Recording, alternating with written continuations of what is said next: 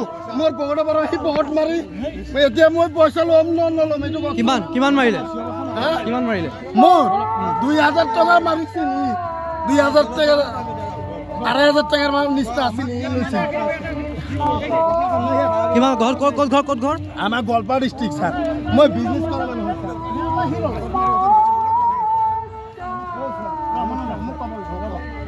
sir পইচা মাৰিলে